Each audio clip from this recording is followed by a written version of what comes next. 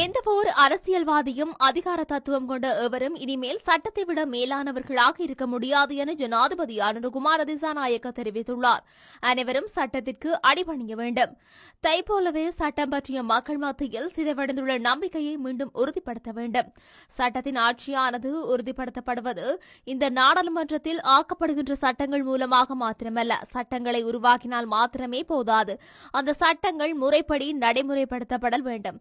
சட்டம் நடைமுறைப்படுத்தப்படுகின்றது என்ற உணர்வு மக்களுக்கு ஏற்பட வேண்டும் என்று குறிப்பிட்டுள்ளார். இந்த நிலையில் கடந்த காலம் முழுவதும் சட்டம் மீதான மக்களின் நம்பிக்கை சிதைவடைந்து காணப்பட்டுள்ளது. இந்த வகையில் குறிப்பாக ஜனாதிபதி என்ற வகையிலும் அரசாங்கம் என்ற வகையிலும் நாங்கள் இந்த சட்டத்திற்கு கட்டுப்பட்டவர்களே. மேலும் நாம் எவரையும் பழிவாங்கவோ எவரையும் பின்தொடர்ந்து சென்று வேட்டையாட வேண்டிய தேவையோ எமக்கு கிடையாது.